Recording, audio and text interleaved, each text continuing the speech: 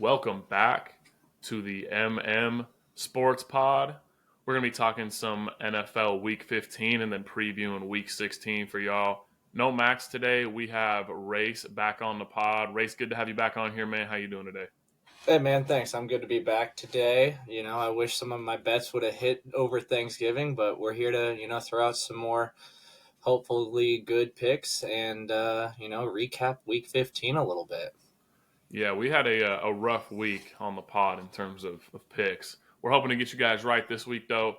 Let's start with a little bit of a review of Week 15. Thursday Night Football, Rams at the Niners. No touchdown scored in that one. Rams end up taking the lead of the division. 49ers are basically done. You know, man, you look at that pick at the end of the game. There's some film review out on it. The one that Brock Purdy threw over the top into the end zone, and he's got his check down is wide open, and he just throws into double coverage. Ends up really costing the game. Rams are able to chew the clock, go down, kick a field goal. 49ers, a little the flip, double flip, whatever you want to call it, lateral play, doesn't end up getting in the end zone for them. They lose that one. Did you see anything of note out of this game? I saw that the offense for the Rams could be stopped. That was kind of the big takeaway because they just come off of a game the week prior against Detroit where they put up 44 points. And, you look at that game coming into this game and you're like, wow, the Rams are just going to blow the brakes off of the 49ers. And that didn't happen. And it was first game of the season with no touchdowns scored. So we always get that game at some point. It's surprising the two teams that we got it with this year. But being that divisional game in December, it when you look back on it, it's not really too big of a surprise. Outside of that, yeah, 49ers season's done. But yeah, the Rams, last week I thought they might be one of the scarier teams in the NFC up there with the Eagles and the Lions and the Vikings. And, this week I'm looking at them like, that might be a good team for some of those top teams to play. So that's kind of my takedown on that. It's kind of a boring game to watch. So not really much I want to talk about on it. Yeah, it wasn't a great watch by any stretch of the imagination. For me, I don't look too negatively upon the Rams from that one. Like you said, divisional matchup in November, you score no touchdowns, you're still able to go grit that out. The 49ers were favored by 3 going into that one, and Dre Greenlaw came back. You could see his immediate impact on that game. He did have to sit the second half. I believe he went out in the second quarter and didn't return.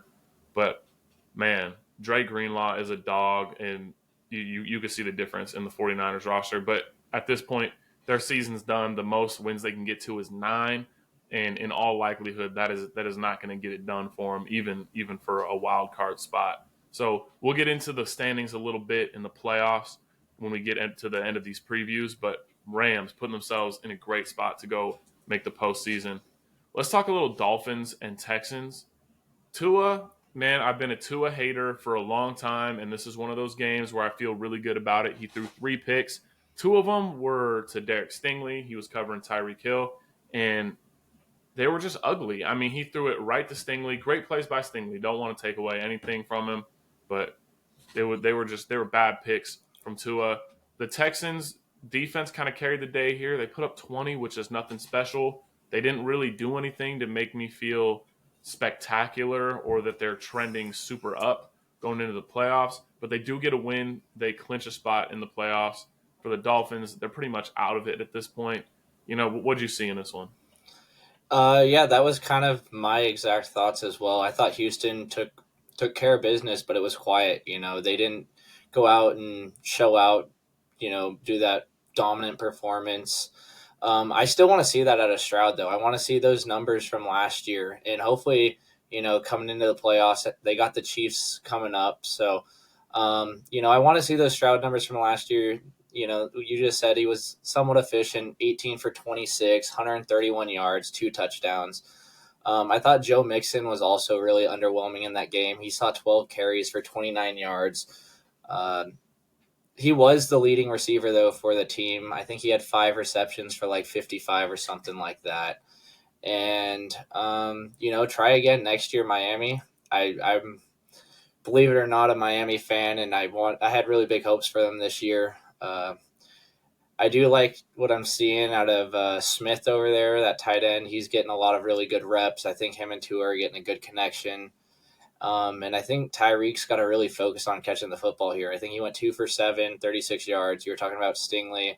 He had a great impact on the man-to-man coverage, but I think Tyreek's mind this year just hasn't been on football, and I kind of want to see him get back to that because he is one of the most explosive players in the league, and there's no reason he can't be putting up them Jamar Chase numbers, Justin Jefferson numbers, hell, I mean, even JSN numbers, right? Like, Tyreek Hill's took a major regression this year, so hopefully, they recoup next year and come back and have a season that we were hoping for this year, but Miami's got to wrap it up. So Yeah, you wonder with Tyreek Hill if that's like, is that an off the court distractions thing, or not off the court, but off the field distractions thing?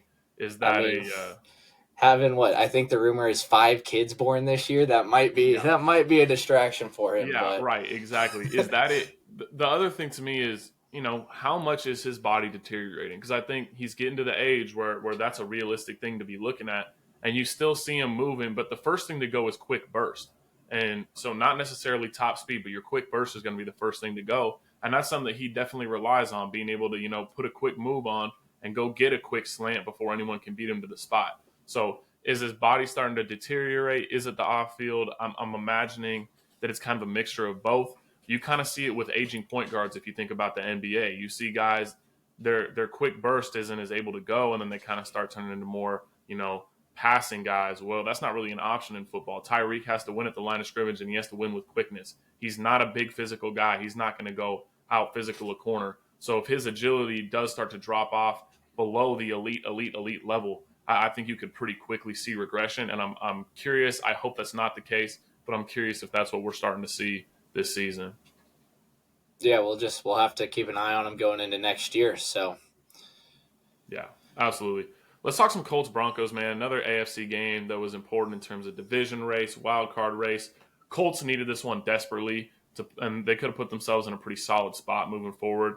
Well, they put themselves in a great spot going into the fourth quarter, up 13-10. Jonathan Taylor drops the ball at the goal line. Game flips on its head, man. Bo Nix had 3 picks in this one. Doesn't end up mattering because the Broncos just dominated. As soon as Jonathan Taylor dropped the ball, he dropped the win right there on the 1 yard line too, and it just got real ugly real quick. Anthony Richardson looked horrible, and it's one of those things. I know we've already done the let's see if Joe Flacco can go get it done for the Colts, and he didn't really. But his floor is so much higher than the floor of Anthony Richardson. I get you need to develop this guy, but there's got to be a point where like this is so ugly that we cannot put him out there if we want to be a serious football team. Joe Flacco's floor is higher. I get his ceiling might not be as high. He might not be able to throw the ball 70 yards inaccurately, but he can throw it 30 accurately. And if the Colts are really want to make a run at this last wild card spot, which because the Broncos schedule is so tough, because the Chargers dropped to 8-6, maybe they have a shot, and they do have like a 10% outside shot at this thing. And they have a really easy schedule. All 3 games, I imagine they'll be favored by 4 or more. This Titans game, they're only favored by 3.5 or 4, depending on your sports book. But I think they have the Giants and the Raiders are their other 2 games the rest of the season. There's some pretty bad teams there. Maybe it's the Jaguars. Either way, the Colts have a chance to go win their last 3 and put themselves in a position where 9-8 might get you that wild card spot due to a weird, ugly tiebreaker. So, man, are you gonna give Joe Flacco the keys? Who knows? Like, are you seeing anything else from this one? man, I thought JT looked really good minus his fumble on the one. I think he had 22 for 107. And like you said, both quarterbacks really struggled here. So Broncos pull away in the fourth quarter. I think they score like 21 unanswered or anything, but very poor performances from both teams. I thought the Colts were going to walk away with it when JT broke that one and then he fumbled. So very disappointing outcome, I think, for me. What I was looking forward to watching and rooting for. I think 8 turnovers total in that game. So we just got to see what next week brings. Colts have a much easier final three than the Broncos, but yeah, I think you touched the baseline there. So I think we just jump into the Bills and the Lions game. Yeah, man. Bills Lions. Josh Allen, dude, earned the MVP, and I continue to say it every week. He continues to dominate. It's kind of what I foresaw going into this game. I mean, maybe not 48, but you had a lot of guys missing on that Lions defense, and if there's a guy that's going to be able to take advantage of it at every level, at all three levels, Josh Allen. Man, you talk about you think NBA, you think 3-level score. You want to talk about a 3-level score from an offense perspective? Talk to me about some Josh Allen, man. He will run the ball down your throat. He'll run it outside. He'll hit anybody anywhere on the field on the run from the pocket. Need something from him, he'll go ahead and do it. And that's kind of been the thing about his career is he's been able to do that for a good long time now, and now he's not turning the ball over. This guy is the best player in football right now. He's terrifying if he's on the opposite sideline, and I like the Bills coming out of the AFC because of that, and we can get into more of that a little bit later. But man, Bills look ridiculous.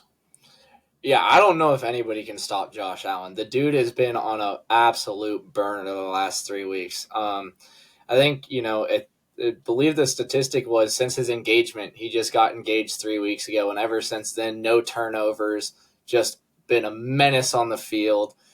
This game, he goes 23 for 34, 362, 2 touchdowns, 68 rush yards, and 2 rushing TDs. I mean, dude is just, you need 10 yards, he's going to get it. He might run over 4 dudes to go get it. He does not care. I think the stigma of, him always losing to the Chiefs, I think it's his year. I think he's tired of it. I think he's just taking control. The Chiefs, they ain't that good. I think Josh Allen and Lamar are going to show out come playoffs, and it is going to be exciting to watch. The other thing I wanted to look at that game was, Jared Goff, pretty proficient there. 59 pass attempts. That's a lot. Completed 38 of them for 494 and 5 touchdowns. Complete flip-flop from his 5 interception game he had a couple weeks back. He looks like he's back to doing what Jared Goff needs to be doing for this Lions team to win games. Unfortunately, I don't think you can outscore Buffalo. That's just the game. When you go into Buffalo and play Buffalo, no matter if it's home or away, it's who scores the most points. And Josh Allen is going to be the answer to that majority of the time. I do think we got concerned with Montgomery out. There's questions with the run game. Gibbs, he's a great player. He's very versatile, but he's not that downhill back. I do like the Lions O-line, though, so we'll see how he gets used and utilized, but he's more that utility guy. He'll run outside. He'll get the big hole. He'll rush for, a long as 16 or 50, but he's not that we're on the 1 yard line type of back, so we'll see how the Lions navigate that. But, man, that was a fun game to watch. Hopefully nobody took the under, so... Yep, I try to tell you guys take the over on the last podcast, and boy was I right. I missed a couple other ones, but that one I was right on, and Bill's money line, so pay attention. But yeah, that David Montgomery one hurts. They also lost Carlton Davis and Aleem McNeil. Man, it's tough sledding for the Lions on the injury front right now. Yeah, I believe it was 17 defensive players on the injured list for them. So, and Jamal Adams got absolutely burnt in that game. He wasn't in there very much, but he got absolutely fried.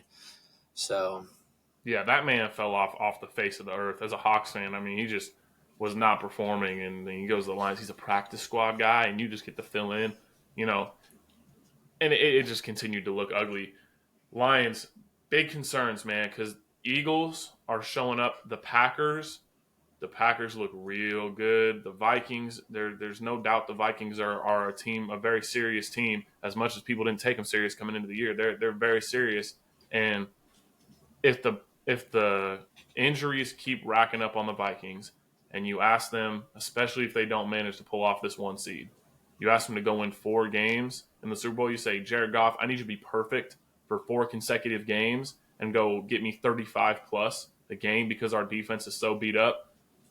even if you do get home field advantage for all but one of those games and they get a 2 seed, it's gonna be rough, man. So it sucks because the Lions were the best team in football pretty much all year, and then the injuries just keep happening, and now the biggest one arguably to David Montgomery, and you lose the biggest guy in that backfield. In my opinion, I think he's probably a running back one, but this really 1A 1B with him and Jahmyr Gibbs.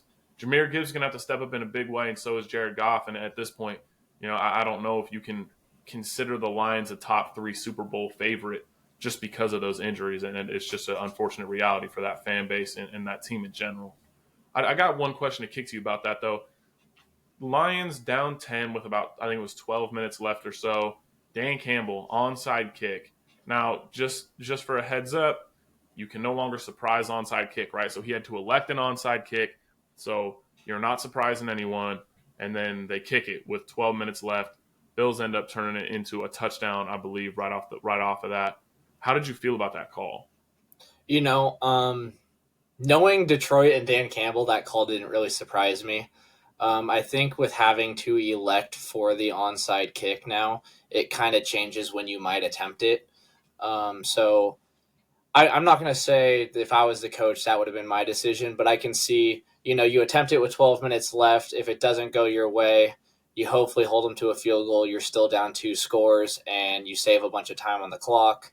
So I kind of see where he might have been going about it, because when you give the Bills the ball down 2 scores, the biggest thing is Josh Allen can run. Cook, he's been tearing it up. They're going to chew a lot of that clock down. So your 12 minutes, if they kick that ball deep, might have just turned into you're down 2 scores still, 6 minutes left. So I understand the aggressive play call from Campbell. Might not have been what I would have decided. And with the hurt defense, maybe that played into his decision making there. Like short field, maybe we get a stop, they kick a field goal. But yeah, it didn't really surprise me too much. Yeah, I wouldn't say it surprised me. I mean, I get the thought process of, hey, we need the ball. We can't keep giving them the ball. I think an under discussed part of this is the Bills were, I mean, obviously their offense is moving the ball, but if you give them the ball at the 30 or 25, wherever it ends up being, they're going to run off 40 seconds every single time they run a play. And your defense hasn't been able to get a stop. Next thing you know, they're going to run 7 minutes off the clock. And even if they kick a field goal, okay, I'm down 13. I got 5 minutes left. So maybe you're thinking, okay, the field's going to condense quicker. And if they're going to score that field goal, they'll score it a lot quicker. Problem is, onside kicks are 9%. You got a 9% chance. I mean, to me, you got the same opportunity of one of your defenders punching the ball out or something dumb happening or forcing a punt.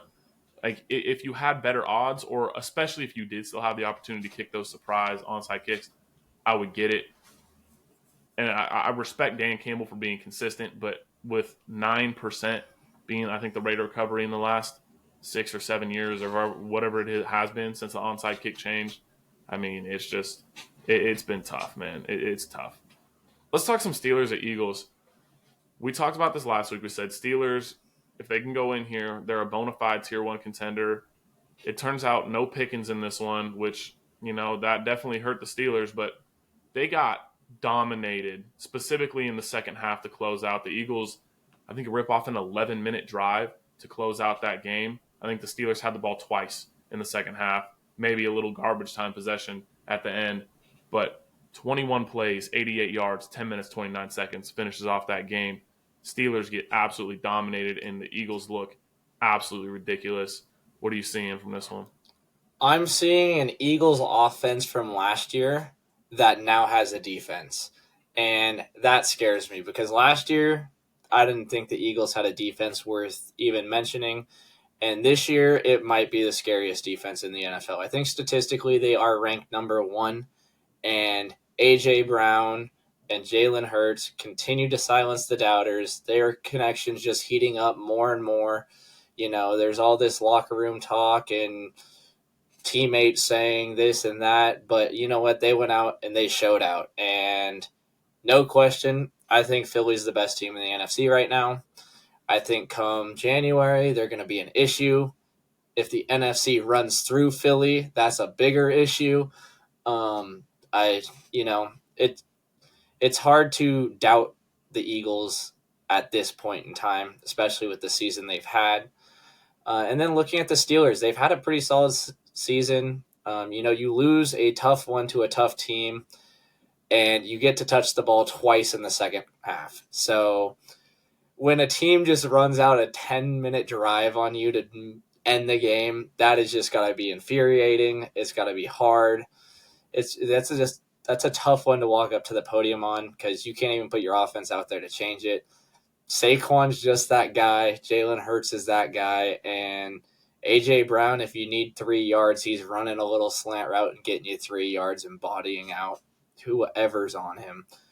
But the Steelers, their offense looked a little different without Pickens, so I definitely think that had some effect. But losing one receiver can't be an excuse.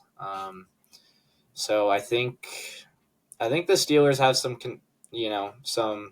room to improve in the AFC, especially when we're talking about teams like the Ravens and the Bills that they're going to have to contend with. But honestly, that was a pretty fun game to watch. So you got a Mike Williams watch on that one? I do, man. Mike Williams, he showed up again this week. That's back-to-back weeks of the reception. This time only one reception for 15 yards. No, George Pickens kind of wanted some bigger things out of Mike Williams. But one, everyone loves to focus on offense, right? When you're watching a game, it's an offensive driven media, it's an offensive driven league in terms of that's what people want to see. Everyone loves the score. No one wants to talk about a defensive line stunt unless you're a real nut for the game. Like that's really what it is. Here's the thing. Russell Wilson, he's getting a lot of media attention. He's throwing moon balls. Steelers are playing well. They're scoring points. Everyone's excited. Make absolutely no mistake about it. The Steelers are a defensive football team. They pride themselves on defense. Mike Tomlin prides himself on defense. TJ Watt prides himself, obviously, on defense. They're a defensively geared football team. And when you go out there and you give up a 21-play, 88-yard, 10-minute, 30-second drive, boy, I tell you what, Pickens does not play defense. And so you give that up, not only does that look great for the Eagles, but boy, that worries me about the Steelers. Because I felt good about them going in. I love them to cover that 5.5. And when you get that kind of drive to end that kind of game, high levels of concern. Now they got to go into Baltimore this week, and you just wonder how real are the Steelers. Now, they could go and win this game against Baltimore, and we'll get into it, but they could go and win this game, flip the script. But that game, highly concerning for me in terms of watching the Steelers. Also concerning, other defensive concerns. My gosh, Chargers. They didn't even show up. You give up 40 to Baker Mayfield and the Bucks. I get that they got the capability of dropping nukes on teams every once in a while. But, I mean, we're talking about 40 points with no Chris Godwin. Like, whoo, baby. Bucky Irvin continuing to emerge. Bucks defense looks really good. They look like, they could maybe win a round in the playoffs, maybe 2 if they get the right draw. How you feeling about it? Yeah, Tampa's here to contend, man. I loved what I saw out of him. Baker, he's a dog. We've known this for years. Tampa's the one that's finally stuck with him and given him the big chance. And then I always feel like this happens every single year. Everybody's like, "Oh, Mike Evans, he's not going to get to 1,000 yards this year. His 1,000 yards per year is, not, his, I think it's 8 seasons straight or something like that. He's not going to hit it." Nah, he goes off 9 for 159, 2 TDs. Jalen McMillan, he's filling in great for Godwin right now. Him and Baker have finally caught stride. He's from UW, so got to just give him a little shout out here. And I do have concern for the Chargers. They go into that game, they give up 40, but the bigger concern for me is they end that game with 4 consecutive turnovers. They throw an interception, they turn it over on downs, they turn it over on downs again, and then just a cherry on cake, they fumble it. Tampa gets the ball, victory formation, Tampa wins the game. So hopefully the Chargers can bounce back. That's obviously not the type of football that Harbaugh likes to play over there.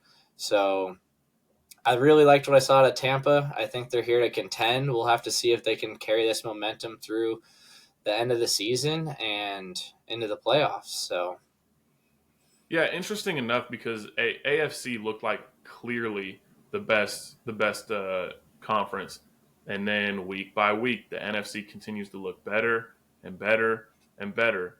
And one of those teams that's continuing to look better, my gosh, the Packers.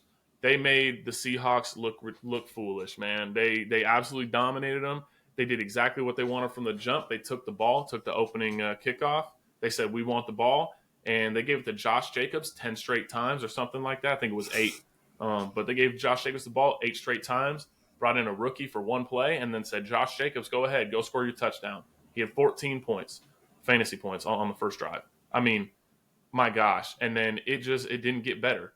The Seattle Seahawks, man, got absolutely dominated 20-3 at half. They had, I think, 2 or 3 drives in that first half. They get down to the 40, and then holding penalty or sack or both or any combination of drive killers that just ended their drive right on the other side of the 50. They crossed the 50 and then just couldn't do anything. Geno got hurt in that game. He is projected to be back against the Vikings, but Hawks, man, trade a 4th-round pick for Sam Howell, a guy that threw the most passes in the NFL last year. So you expect him to go in and at least be, competitive, even if it is a strong Packers defense. No. That was one of the worst quarterback showings I have ever seen in my life. I get that it's a backup, but he he looks awful. Like if you're Seattle and you're concerned about having a viable quarterback who can not lose you a half, even you're up 7 and you need a guy to hold on and maintain status quo for a half.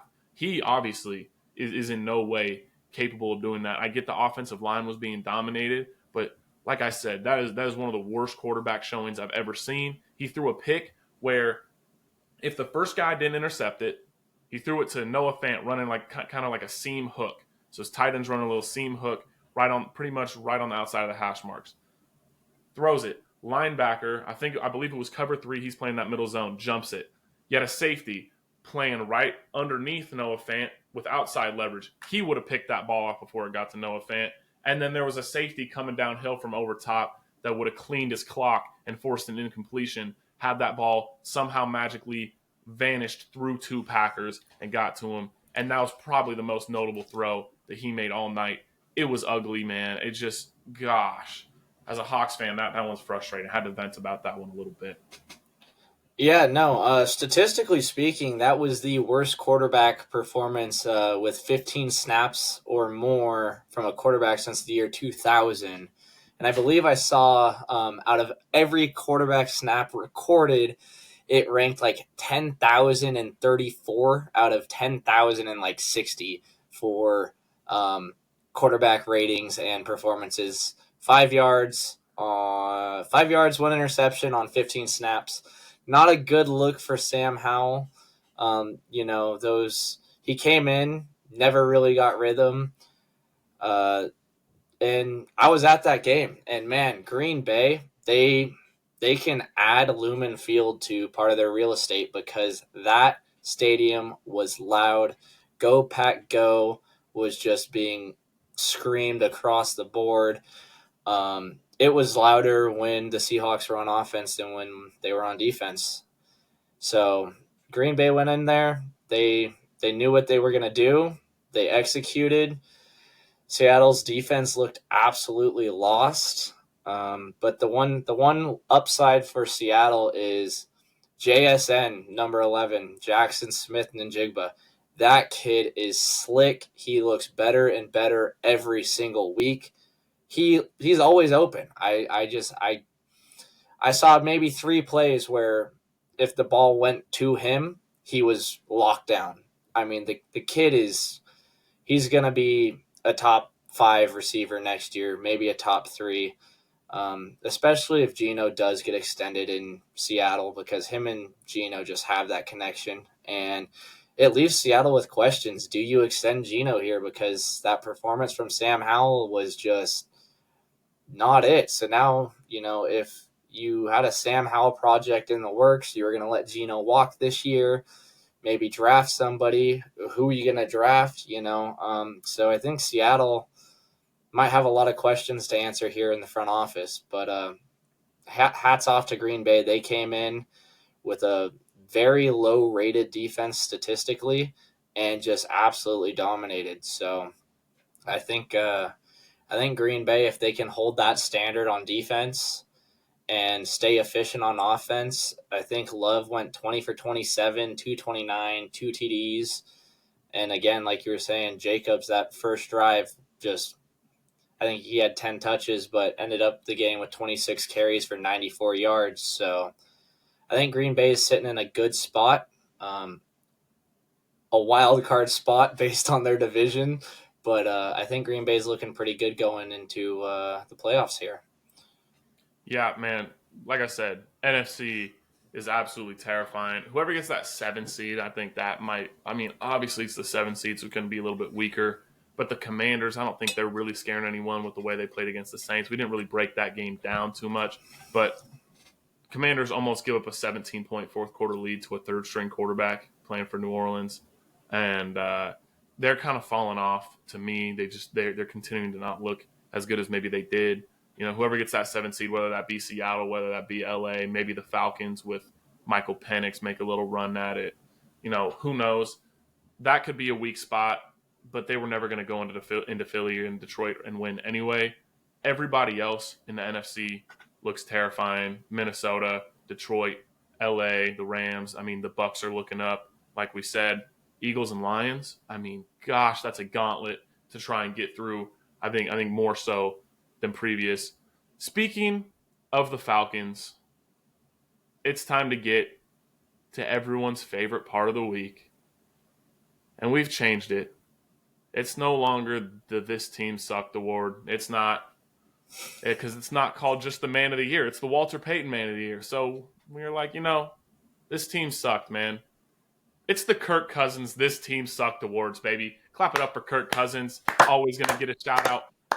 Falcons managed to make their way by proxy onto this list. They have been every single week. I know they beat the Raiders. I don't care. Kirk Cousins just lost his starting job. So these teams sucked. Kirk Cousins, number one on the list, loses his starting job 11 for 17, threw for like 115 or something ugly, and then one tutty. I don't believe he threw a pick in this one. Congrats. No, he did throw a pick. He threw a pick in this one too. So it's just all bad. Last 5 weeks, 1 touchdown, 9 interceptions, 63% completion percentage, 66 rating. I mean, it is all bad. The Falcons still somehow alive for this division, especially because of their tiebreaker with the Bucks. Michael Penix, it's your time to shine, baby. I know you're a big UW fan. You got some knowledge on Michael Penix. How you feel about him getting the starting role, man? I love to see it. I've been waiting to see it all year. I hope they actually had done it earlier in the season. Honestly, I think Penix is ready to play. He's the oldest rookie in the league this year. I think he's coming in 26 years old. So he's got experience. He's been playing a lot, and he's an absolute dog. He's gonna go get it done. We saw it at UW. 4th and 3, game on the line. Who you put the ball in his hand? You put the ball in Michael Penix's hands. You let him throw it. Back shoulder throws on the spot. I've always heard that there is a switch up coming from a left-handed to a right-handed quarterback. Lefties throw it a little bit different. So, we'll see if the receivers have any issues going from Kirk Cousins being right-handed to Penix being left-handed. But, I mean, the kid absolutely can sling it. Hopefully he's been sitting back, learning behind Kirk, and, just gaining chemistry with these guys. He's got a ton of targets to throw to over there. And not only that, he's got Bijan Robinson and right behind him. So that offense is stacked full of weapons. It's a great position for a rookie to be in. And I can't wait to see him go out there and, show who he is. And I'm rooting for him. Yeah, like you said, ball placement guy. Dude is willing to sling it. He's got no regrets about letting that thing rip. And he's got guys to throw it to, man. He's got absolute weapons on the outside. Drake London, Kyle Pitts, obviously. Bijan Robinson coming out of the backfield. I mean, they're nasty. Darnell Mooney. I mean, man, You got no lack of weapons over there in Atlanta, and everyone's been complaining about how their offense hasn't been showing up. Arthur Smith leaves, and everyone's like, "Oh, we're fixed. We got Kirk Chains. Time for Michael Penix, baby. He's gonna sling that rock. Be ready." I hope he doesn't go Jameis Winston and just start slinging it a little bit too much. I don't envision that. He didn't have interception problems at Washington, but he's certainly going to be ready for the moment to go sling the rock, man. I'm a big Michael Penix believer myself, and I hope he can lead him to something good. I think from the Falcons, you probably need it desperately because you're going to need a cheap quarterback considering you're paying one to play really bad right Yeah, now. I mean, paying a him lot of a money to play lot very of money. bad. Yeah, exactly. Next on the Kirk Cousins These Teams Sucked awards, the Indianapolis Colts, more specifically Jonathan Taylor, he just dropped the season at the 1 yard line. I mean, you're a vet, man. I don't understand how this is continually an issue. I'm going to sound like an old head, but if you display an inability to do so, then figure it out. What you got to do is you got to carry the ball and place it in the referee's hands, or you place it on the back line of the end zone. I don't care. Go place it on the C and Broncos. I don't care where you put it, but put it down in the end zone because you probably just ruined your team's season. I mean, it's not guaranteed the Colts are going to go on a run or anything, but if they beat the Broncos in that game, the Broncos got a real tough schedule. They're one game behind with the tiebreaker, and the Broncos play the Chargers, Chiefs, and Bengals to close the season. You got to catch up one game, closing with the Jaguars, Titans, and Giants or Raiders, one of those two. Bro, you didn't do your team any favors. You're a vet. Figure it out. I don't care what you got to do. Make it look ugly. You don't got to be flashy. You got to put 7 points on the board because the game was over if they scored that touchdown, and you're not convincing me anything different. Yeah, no, I agree totally. I mean, JT, what are you doing? You're a vet, and I just don't understand how this keeps happening at the professional level. Like, does Vegas make a phone call? I don't know what's going on here. I'm not saying the NFL's rigged, but man, it's just these simple mistakes that don't happen all the time, and they change games, and it's disappointing. And in this case, they changed seasons, man. It's bad. Yeah, no, it's brutal. So, but I think the next team on this segment is our own team here, the Seattle Seahawks. Man, just looking absolutely lost, giving up home field advantage to a Packers fan base, an NFC rival. Just super disappointing. Specifically Tyreek Woolen absolutely getting torched, causing penalties. Dude looked lost on the field. I think 2 huge pass interference penalties against him, like 30 yards, 40-yard penalties. He had great position on a deep ball to Christian Watson, and he jumped and got 2 inches off the ground. Like, what happened to his vert? I don't know. But Christian Watson ends up making the catch. It's like a 38-yard pickup or something. I mean, Seattle's looked atrocious. I don't really want to talk about it because I'm a Hawks fan. I was at the game. I don't want to think about it anymore. I went to bed that night. I woke up. I heard "Go Pack Go" in my bedroom that morning. It's something you don't want to experience as a fan. So Yeah, they have an 80% chance of making the playoffs if they win that game. It is 82%, I believe. And now that they lost it, they're down to 35% chance. To kind of sneak peek into the playoff machine a little bit, I was messing around with it, just being a Hawks fan and being curious. And, obviously I do this whole NFL thing. So I feel like I need to have a good understanding. I'm messing around with the playoff machine for about an hour, to be honest with you. I was having a good time. Just being my playoff machine. But man, no tiebreaker against the Commanders. They lose that tiebreaker. They lose the tiebreaker to the Rams. They lose a 3-way tiebreaker with the Cardinals and the Rams because the only way they get to 10-7, all 3 of them, is if the Cardinals beat the Rams and the Rams beat the Hawks. So it's a really ugly spot where you got to finish better than the Rams, and you got to hope the Commanders lose every game for the rest of the season. Those are your paths. You got to tie with the Cardinals and hope the Rams fall off. You got to just straight up or just win out. They still control their own destiny, thankfully. But good luck. You got the Vikings. You got the Bears. on the road, which I get the Bears haven't played well. But you're gonna go play a road game across the country in the cold. Like it's not that's not an easy game by any stretch. And then you got to play the Rams, who are you know the second or probably the third hottest team in football right about now, behind the Bills and the Eagles. I mean, it's really not looking good.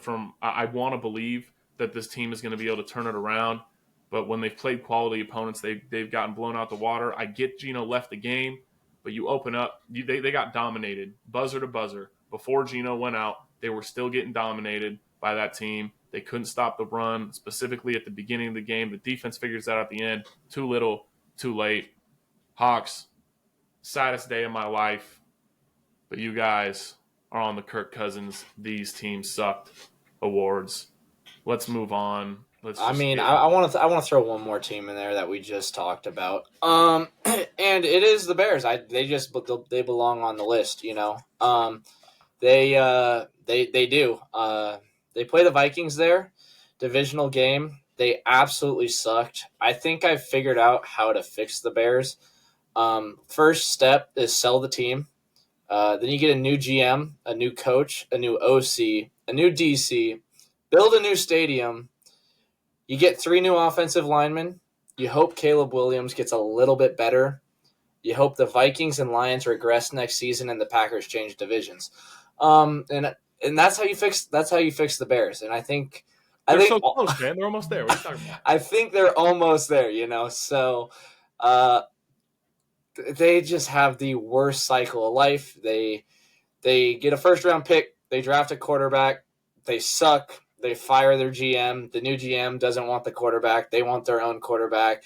They part ways with some rookie that just got absolutely pummeled. They draft a new kid. He comes in. He sucks. They fire the GM. It's the life cycle of the Bears, and they belong on the Kirk Cousins award list for maybe the next 2 seasons. We'll have to see, but yeah, no, I wanted to throw that out there, and also just want to take note of Cincinnati maybe being the best offense in NFL history to ever miss the playoffs. So I don't know if that was something you wanted to talk about, but man, Cincy, you got to feel bad for that team. I mean, their defense might be on the Kirk Cousins sucked list.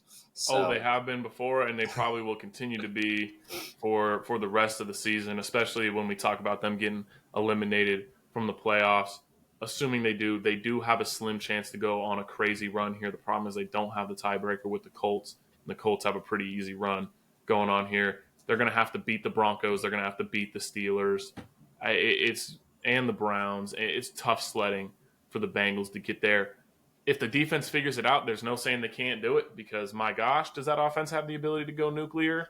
But they don't have the tiebreak with the Chargers either, and the Chargers have a relatively easy schedule closing the season. So it's going to be really tough sledding. I believe they're projected at 8% chance or something to make the playoffs. yeah, I think it was like 6.4. I mean, they don't control their own destiny at all. It would have helped if the Colts, beat the Broncos. That would have helped them a little bit because now it's not just the Colts as your only fighting chance. It's Broncos might slip too, especially with their, season schedule coming to an end. So that was one thing I want to toss at your plate. And then the other one, I got a question for you. How do you feel about the Panthers being favored for the first time in 33 games by sports books, by the NFL? They haven't been favored to win a game since the 2022-2023 season, and they go out there and get absolutely handled by the Cowboys. Yeah, moment was too big. I guess they were favored to win a game, and maybe Bryce Young was looking at those Vegas odds and was like, I think I need to recede back into my cocoon here. I that look, we'll break down the Panthers for sure. I know people have talked about it before because you say look at Cooper Rush's stats, but he's played considerably better than Dak Prescott did this season, especially when you look at turnover or touchdown interception ratio. The Cowboys look like an actual NFL team again after a couple of weeks. I know Dak's got a bunch of money on his contract, but For all the people that are out here telling me Dak Prescott is a top 10, top 12 quarterback in the NFL, maybe you could convince me he's 12. Yeah, I'm let's not going to let you throw higher than some that. stats on that. So this season, um, Dak was seen playing 10 games. He's got 185 completions for 1,978 yards, 11 touchdowns to 8 interceptions, and an 86 rating. Well, Rush with 40 less attempts, 39 to be exact. He goes 146 for 1405, 10 touchdowns, 3 interceptions in 8 games. So he's got 2 less games, 40 less, 39 less attempts. He's got a 2-point lower rating, 1 less touchdown, and 5 less turnovers. So my question to you was, do you think Cooper Rush is the guy going forward for Dallas? You got Dak kind of in a similar situation as you got Kirk Cousins over here, except Dak didn't get benched; he got hurt. But you got somebody on the roster who's just probably playing better football. Problem is money. I mean, money's going to talk. Jerry Jones is also a problem. He's going to do his talking. The Cowboys are in an ugly spot. I mean, the roster's falling apart. You know the locker room's falling apart. And, maybe they're starting to recuperate a little bit now that they're starting to win games. They will never be a Super Bowl contender as long as Dak Prescott is their starting quarterback. And I don't think Cooper Rush changes that. I'm not going to sit here and tell you that Cooper Rush has the ability to be a Super Bowl winning quarterback. That's a ridiculous statement on his face. What I will tell you is that Dak Prescott's not the answer. Cooper Rush probably isn't the answer either. If the Cowboys want to be a Super Bowl contender, the sooner they blow it up, the better. If they're okay being the Steelers and going 9-8, maybe 10-7, making the playoffs every once in a while as long as Dak doesn't get hurt, then maintain status quo. If you want to be the Dallas Cowboys and you want to go win a Super Bowl, which I'm kind of tired of that narrative because I haven't done anything since the 90s, but if you want to go win a Super Bowl, it's time to move on. Dak is not going to win you a Super Bowl. You can make the roster as good as you want around him. 11 touchdowns to 8 picks is not going to get it done. I've been saying this for a long time. It's something I feel pretty passionate about. Do you feel any differently about it? No, not really. I feel very much the same, and I think I saw Parsons comment the other day saying there's really no difference between $40 and $30 million, especially when $30 million surrounds you with better players and the opportunity to win big games. So I think Parsons kind of hit the nail right there, and I think it speaks volumes to multiple positions on the field. You got a bunch of players out here that just want to be the highest paid. They sit out of camp, they sit out of games, and you look back through history at non-greedy players. You have a New England franchise. Tom Brady, was he ever the highest paid player in the NFL? Was he ever that number one guy? I don't think so, to my knowledge. But golly, they surrounded him with a good O line. They surrounded him, and that I'm not saying that's true for all things and all teams, but man, it seems like those teams that don't pay guys the house end up just having better consistent season after season. So, um, yeah, I think money does speak volumes. Unfortunately, Dak's probably going to start next year, and the Cowboys are just going to have another lackluster year. But that's kind of what I wanted to talk about. But I'll add on Dowdle. Man, he looked good in that game. Golly, I think he ran 149 on 20 something carries. So, dude's just a workhorse. He's good. I like him. I know the Panthers' run defense is absolutely atrocious, but any running back going out there and putting up 150, I mean, they got to work for it regardless. So, Yeah. Let's talk some Week 16, man. We've been running kind of long here, so we'll try and break it down a little quicker for you guys. But a lot of stuff going on this week, and we're coming down the stretch. 3 games left. Every team's got 3 games left. Every game's going to continue to mean more, exponentially more and more as we come down the playoff picture. While it's felt pretty clear here, we still got a couple of spots up left for grabs, particularly the 7 seeds in their respective conferences: NFC West, NFC South. The AFC is pretty much all decided in terms of divisions. You might get a Ravens Steelers flop if the Steelers tumble down the stretch here. Let's start Thursday night football, massive one for wild card seeding. Broncos at Chargers. Chargers won the first one, I think 30-0 or 30-7, something like that. It was never close. It was 30-0 at one point. Bo Nix needs to play better. That's the end all be all. He needs to play better than he did against the Colts. He needs to play better than he did last time against the Chargers. I expect him to, based on the fact that he has continued to get better this season, and we kind of saw him relapse a little bit. Bo Nix, he tends to take care of the football. I know he didn't in college up until his days at Oregon, and he didn't the first couple weeks, but we've seen him take care of the ball more and more, moving on later into the season.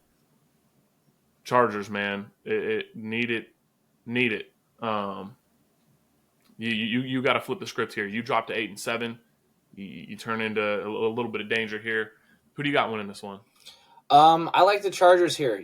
I know the Broncos are coming off of a bad game where they get, I think it's outdone by the Colts 18-13 on first downs and total yardage. I think the Colts just blew them away, but the Broncos win that game. But on the stats line, it didn't look pretty for the Broncos. So I think LA takes it here. I don't know if I like -3. I was going alt spread -1.5 here. I would like -1 if your book offers it. I think LA wins this game here, and they kind of control their destiny going forward for the playoffs. Yeah, I agree with you. I'm taking the Chargers to win this one. I just want to correct myself real quick. They won 23-16 in that game. The Chargers made a late run. They were up 23-0 at one point. Chargers closed with 16 straight there. But yeah, Broncos closed with 16 straight. Broncos, holy smokes, Broncos closed 16-0 run. But Chargers win that one 23-16. Look, Chargers are missing J.K. Dobbins real bad. They're missing him really bad. They haven't had a 4 yards per carry game since J.K. Dobbins went missing. He's expected to return next week. But if the Broncos can limit their running game and lock down Ladd McConkey, I think they've got a shot. I think everyone's kind of looking at the last game and expecting it to replicate itself. I like the Chargers in this one, but you put Surtain on Ladd McConkey, and then good luck the rest of the Chargers receivers. Haven't seen much from you this season. It's been a struggle without Ladd McConkey. And you got arguably the best corner in the league going. I mean, maybe shout on him across the field. So good luck, Chargers offense. But I think their defense can get it done, specifically if Bo Nix struggles with turnovers again. Let's talk Texans at Chiefs. Mahomes, I'm assuming he's going to play. You kind of just always assume Patrick Mahomes is going to play. It's his ankle. Again, another high ankle sprain. Look, I tell you every single week, Chiefs are favored by 3.5 in this one. Take the Texans to cover. Take the Chiefs to win. That's always how it seems to go. The Browns didn't cover the spread last week. I get it, but 4 out of the last 5 weeks, that's been the case. So I expect the Texans to keep it close. I hope they can go out and win this game because I want the Bills to get the 1 seed. I want to see the Chiefs have to run the gauntlet because I don't want to see them win a 3rd straight. I'm a totally biased fan over here. Go Texans in this one. CJ Stroud, here's the deal. Big game. You've had a bad season. You go out and win this one. Cool. All is forgiven. I mean, maybe that's an exaggeration. But to me, if you go out, you ball out, you beat the Chiefs and put yourself in a spot where you beat the Ravens and maybe you can find yourself a 3 seed, put yourself in a really good spot. So, man, go get it done, Texans. How do you feel about this one? Yeah, Texans, to cover 3. I like it. I took the Texans to win in my parlay. I do like the odds at the underdogs a little bit. I think, the Chiefs aren't that great. Mahomes, he's going to deal with a little bit of an ankle sprain here. I don't think that's going to affect them too much. I just think the Texans are going to come out and play a game that they need to play going into the playoffs. They need a confidence boost. They need to go beat a team that is believed to be good. And, the Chiefs on paper, they're a good team. They're a 1-loss team. So I think it's a big win for the Texans, and I think they get it done in Kansas City. But if you're a little concerned about the Chiefs voodoo doll action going on, +3 is a great bet for the Texans here. Yeah, 100%. I think the Texans defense matches up well here. And, the Chiefs, I think they can tend to struggle against man to man because their vets they're all savvy guys. They're going to be able to find holes in the zone, and Patrick Mahomes is going to be able to extend the play long enough to where the zone starts to break down and get ugly. Well, who's got good man to man guys? Derek Stingley. I mean, priority one. Good luck beating him, D Hop. Like I maybe D Hop revenge game, but he's not looking like prime D Hop by any stretch. So expect the Texans defense to match up well, to bring a lot of pressure on Mahomes, especially with Will Anderson on the outside and Mahomes on a bum ankle. We'll see how it goes. I hope the Texans win this game. I think they can, but just based on what we've seen this season, at some point, like I got to stop doubting the Chiefs here.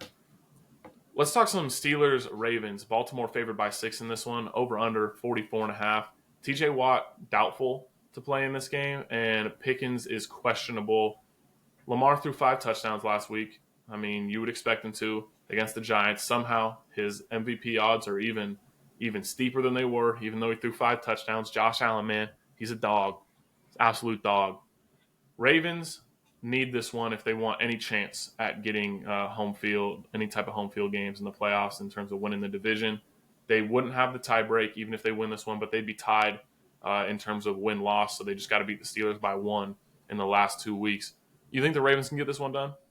I do. I like the Ravens in this one. I don't know if I necessarily like them to cover 6. I do like the money line, and I do like the over. I think there's going to be points scored in this game. It's a divisional game. I think both defenses are going to be hurting a little bit. I mean, with TJ Watt gone and the level that Lamar is playing on is just golly, they could put up 44 on their own. They really could. I don't think they're going to. I think it's going to be a high scoring game. I think Baltimore puts up another 5 touchdown performance, and I think Russell just tries to keep up. So I think the safe bet here is Baltimore money line or take the over 44.5. But -6 scares me a little bit, especially with it just being a divisional game. Yep, 6 is a lot of points.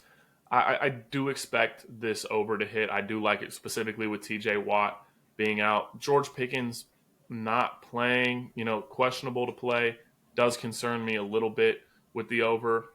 But if TJ Watt is out, the Steelers' defense is not quite the same. I expect them to be kind of beat up, coming off of that game from Philly. And they're playing on a little bit of short rest here. The Texans Chiefs game, Steelers and Ravens game, both on Saturday, just to highlight that. But I really like the over in this game. I think points. I think Ravens. I think let's make it happen, Lamar. Make your last second push for MVP, even though you're not going to win it. Anything else from that one? That's all I got. Cool. Let's talk some Eagles Commanders here. I don't think it's going to be close. I mean, I'm going to keep it real simple here. Eagles are favored by 3.5. I expect them to cover that. I like an alt spread up to 6.5. They look dominant. Commanders are falling off. Look at the trajectory of both teams. Tell me who you believe in. I believe in the Eagles. Eagles are going to get this one done. I really don't see any real convincing argument otherwise. This is my blowout of the week. Eagles are gonna manhandle the Commanders. I mean, you could ladder this one. You could ladder 3.5, 6.5, 9.5, 12.5. I mean, if I'm laddering any alt spread, this is the game. Eagles defense looks good. They look confident. You know, the Eagles made mistakes last week, and their defense went out there and just took care of business, made a stand. You can say the Steelers were hurting without Pickens, but you still got people that can move the ball on that offense. And the Eagles defense, man, they do got Mike Williams, and if they threw it to him more, they might have won that game. But Commanders, they need this one. I mean, they need it. They need to show up, but I just think the defense of the Eagles is going to be too much. So ladder that one if you want. I think I might do that. So Yeah, I'm with it. Like I said, I love alt spread 6.5. I'll probably be putting 2-3 units on that 6.5, and then obviously some on that 3.5. And maybe you can convince me to ladder a 9.5 with a unit or something on there. Let's talk Vikings Hawks, man. Hawks looked abysmal last week. Geno's expected to be back. Vikings in contention for the 1 seed, so no lack of reason for them to want to play. Hawks, you want to say Hawks at home are a dangerous team and always have been. Well, this year they're 3-5 at home, and yes, that does mean the Seahawks are 5-1 on the road, but 3-5 at home is not getting it done. Minnesota is one of those teams where if you give them an evenly matched team, they're probably gonna out coach them. They're probably gonna out scheme them, and they play lower quality teams really, really well. I don't want to say Seattle's a low quality team by any means, but the Vikings have proven that they are a better team over the course of the season. I love the Hawks. I hope they can flip the script, but I expect the Vikings to go ahead and win this one. If I was betting it, I'd take Vikings -3. I can't put money against my own team. That would break my heart. But the way the Hawks looked last week and the way they looked against the Bills, when they played against the best teams they played, it's just been tough. I don't expect that to flip this week. Yeah, if Geno comes back and plays, and I think K9 is questionable, I like the over 42. I think both teams are going to come to play. Seattle got embarrassed earlier in the season and responded in a very good manner. Vikings, they have not gotten embarrassed, but they've just played consistently good all year. I think the Vikings win the game. I think they exploit some of the holes in the Seattle defense. I think the identity question is still there a little bit. But I like the over 42.5. Yeah, I hate betting against my own team, but it's hard to do. But do not even touch the over. Take the under by a year if Geno does not start this game. Sam Howell is going to go up there and maybe get up 10 points for Seattle. So that's my 2 cents on that one. Yeah, 100%. Geno doesn't play. It's bad. Hawks need to win this game. They lose this game, their playoff chances drop around 10%. Vikings lose this game, their 1 seed chances are pretty chalk. They win, they got a good chance, especially considering that they have the Lions last week of the season. So everything on the line for the Seahawks, seeding on the line for the Vikings. Hawks, I hope you get it done. Every time I decide I'm not going to believe in Geno Smith, I love Geno Smith, but every time, like, man, I don't know about Geno. Like, he's been struggling. He comes out and shows me something stupid, like when he goes and beats the Niners with basically just his legs on the last drive. So hopefully Geno can put on the cape and go get it done, and the Hawks defense, shows more second half of what they did against the Packers. If not, it's going to be tough sledding for them. Let's close out here. A couple of best bets for this week. One of my favorites is Colts -3.5.